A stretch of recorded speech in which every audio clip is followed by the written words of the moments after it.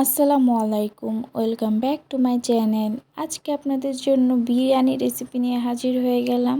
আর আজকে বিরিয়ানিটা হচ্ছে চিকেন বিরিয়ানি। ফার্মে মুরগি দিয়ে খুবই মজাদার চিকেন বিরিয়ানি তৈরি করতে পারবেন, খুবই সহজে এবং খুবই অল্প সময়ে। আশা করি আজকের রেসিপিটি আপনাদের কাছে ভালো লাগবে।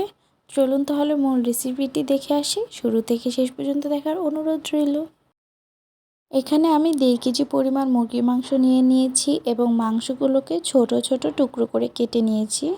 এখন এর মধ্যে 1 টেবিল চামচ মরিচের গুঁড়ো দিয়ে দিব এবং 1/2 টেবিল চামচ লবণ দিয়ে দিব।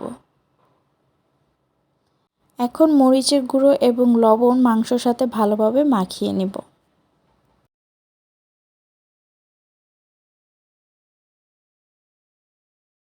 এখন একটি কড়াইতে তেল গরম বসিয়ে দিব মাংসগুলোকে ভেজে নেওয়ার জন্য। তেলটা গরম হয়ে আসলে এর মধ্যে মাংসগুলোকে দিয়ে দিব। সবগুলো একবারে দিব না, অল্প অল্প করে ভেজে নেব। একটু পরপর নাড়া দিয়ে মুরগির মাংসগুলোকে একটু ছড়িয়ে দিতে হবে যাতে সব দিক দিয়ে ভালোভাবে ভাজা হয়ে যায়।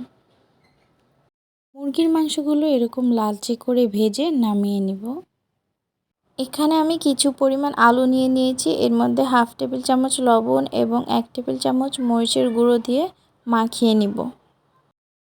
আপনারা চাইলে আলু দিতেও পারেন, নাও দিতে পারেন, কিন্তু আমার ভালো লাগে তাই আমি এখানে আলু অ্যাড করে দিয়েছি। এখন মুরগি ভাজার সেই তেলের মধ্যে আমি আলুগুলোকেও ভেজে নেব।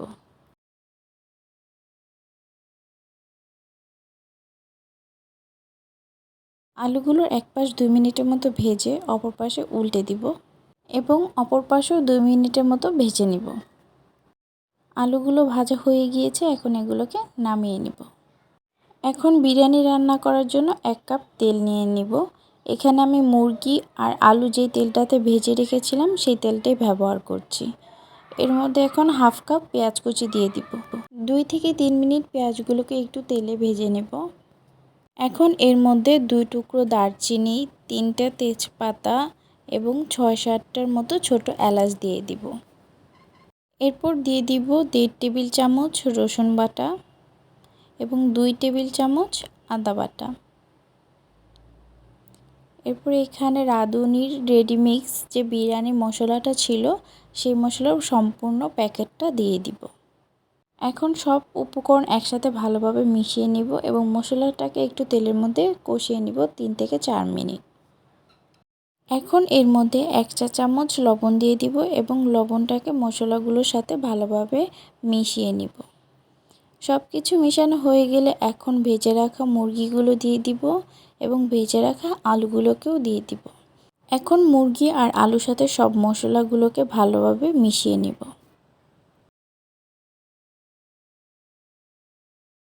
এখন 10-12টা ছোট ছোট কাঁচামরিচ দিয়ে দিব। আপনারা যতটুকু ঝাল খেতে পছন্দ করেন সেই অনুযায়ী কমিয়ে বাড়িয়ে নিতে পারেন। এর মধ্যে এখন 1/2 কেজি দুধ দিয়ে দিব।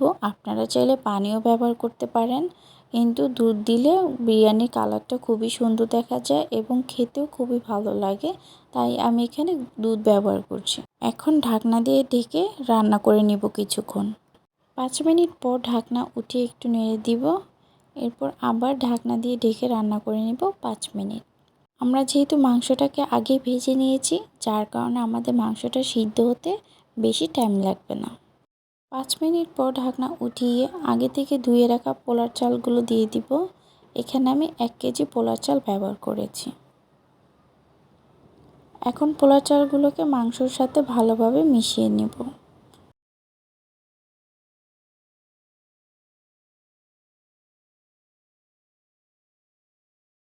চালগুলো মাংসের সাথে মেশানো হয়ে গিয়েছে।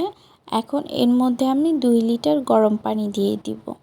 আমি যেহেতু 1 কেজি চাল ব্যবহার করেছি তার জন্য এখানে আমি 2 লিটার পানি ব্যবহার করব। আমি এখানে গরম পানি ব্যবহার করেছি, এর ফলে চালগুলো তাড়াতাড়ি সিদ্ধ হয়ে যাবে এবং আমাদের বিরিয়ানিটাও খুব কম সময়ের মধ্যে তৈরি হয়ে যাবে। পানি দেওয়ার পর সব উপকরণ একসাথে নেড়েচেড়ে ভালো করে মিশিয়ে দিব। এরপর ঢাকনা দিয়ে রান্না করে নিব। একটু পরপর ঢাকনা উঠিয়ে এভাবে নেড়েচেড়ে দিতে হবে যাতে সব দিক থেকে ভালোভাবে চালগুলো সিদ্ধ হতে পারে। পানিটা যখন এরকম শুকিয়ে আসবে, এরকম হালকা হালকা পানি থাকবে, এই পর্যায়ে চুলায় একটি তাওয়া বসিয়ে তার উপর বিরিয়ানি পাতিলটাকে দিয়ে দিব 10 মিনিটের জন্য এবং চুলার আঁচটাকে একদম লো হিটে করে দিব। তাওয়া ব্যবহার করার ফলে আমাদের বিরিয়ানির মধ্যে যে হালকা পানিটা ছিল সেটা শুকিয়ে যাবে এবং নিচে কোনো পুড়ে যাবে না, আর বিরিয়ানিটা খুব ঝরঝরে হবে। এই তো আমার চিকেন বিরিয়ানি তৈরি হয়ে গিয়েছে, আর দেখতেই পাচ্ছেন আপনারা কতটা ঝরঝরে হয়েছে আর কালারটা কত সুন্দর এসেছে। খুবই সহজে এই লোভনীয় চিকেন বিরিয়ানি আপনারাও তৈরি করতে পারবেন আমার রেসিপিটি ফলো করে। আশা করি আপনারা বাসায় ট্রাই করবেন, আর ট্রাই করে আমাকে জানাবেন আপনাদের বিরিয়ানিটা কীরকম হয়েছে।